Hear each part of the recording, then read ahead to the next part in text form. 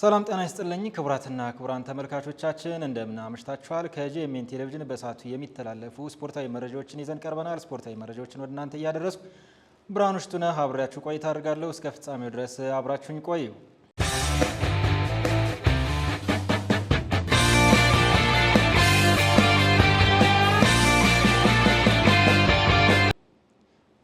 የመላው ኢትዮጵያ ጨዋታን በተመለከተ የፓናል ውይይት የተካሄደ ሲሆን በውይይቱ ስድስተኛው የመላው ኢትዮጵያ ጨዋታ ከሰኔ 10 2017 ዓ.ም እስከ ሰኔ 19 2017 ዓ.ም በጅማ ከተማ እንደሚካሄድ ተገልጿል። ከውድድሩ ጅማሮ በፊት ስፖርት ለማህበራዊ፣ ለኢኮኖሚያዊና ለፖለቲካዊ ጉዳዮች ያለውን ሚና በተመለከተ የፓናል ውይይት ተካሂዷል።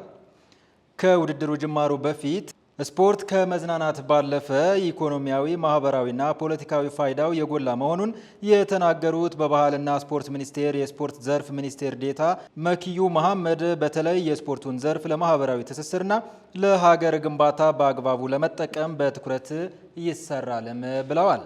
ከ9 ዓመታት መቋረጥ በኋላ የተመለሰው የመላ ኢትዮጵያ ጨዋታም ከውድድሩ ባለፈ በህዝቦች መካከል አንድነትና ኢትዮጵያዊነትን ለማጠናከር ፋይዳው የጎላ መሆኑን ሚኒስቴር ዴኤታው አክለው ገልጸዋል።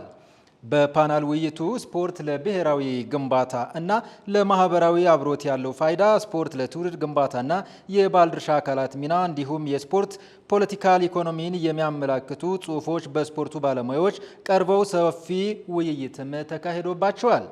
ስፖርት ለህብር ኢትዮጵያ አርበኝነት በሚል መሪ ቃል መልእክት ከሰኔ 10 2017 እስከ ሰኔ 19 2017 ዓ.ም በሚካሄደው ስድስተኛው የመላው ኢትዮጵያ ጨዋታ ከ4500 በላይ የስፖርት ልዑካን ተሳታፊ እንደሚሆኑም ይጠበቃል።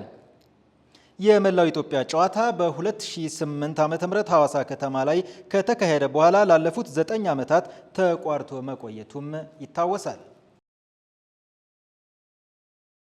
በዓለም የክለቦች ዋንጫ ጨዋታ ፒኤስጂ እና ባየር ሙኒክ ተጋጣሚዎቻቸውን አሸነፉ።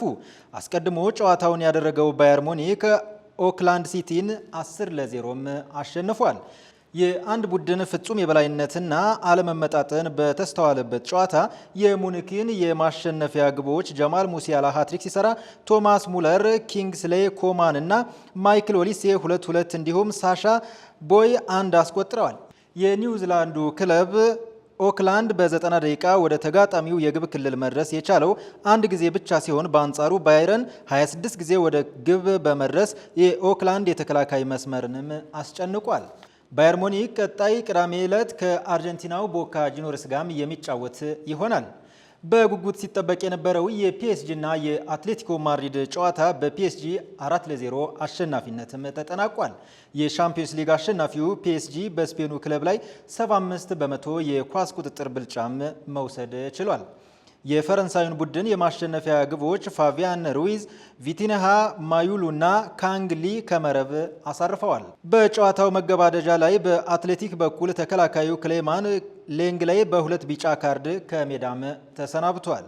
በቀጣይ አርብ በሁለተኛ ዙር ጨዋታ ፒኤስጂ ከቦታፎጎ፣ አትሌቲኮ ማድሪድ ከሲያትል ሳውንደርስ የሚገናኙም ይሆናል። አሰልጣኝ ኢንዞ ማሬስካ አዲሱ አጥቂያቸው ሊያም ዲላፕን የወደፊቱ የእንግሊዝ ቁጥር 1 ተጫዋች ነው ሲሉ አሞካሽተውታል።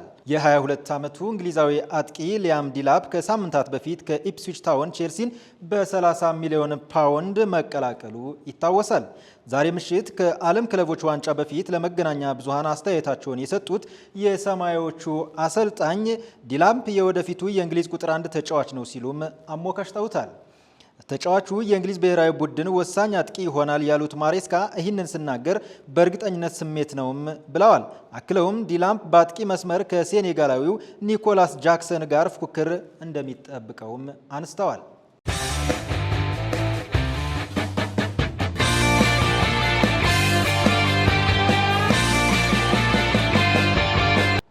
ክቡራትና ክቡራን ተመልካቾቻችን ከጂኤምኤን ቴሌቪዥን ለዕለቱ ያዘጋጀናቸው ስፖርታዊ መረጃዎች እስካሁኖቹ ይመስሉ ነበር። ስፖርታዊ መረጃዎችን ወደ እናንተ እያደረስኩ ብርሃኑ ሽቱነህ አብሬያችሁ ቆይታ አድርጌያለሁ። ከቀሪ ዝግጅቶች ጋር ሰናይ ምሽት ተመኘው።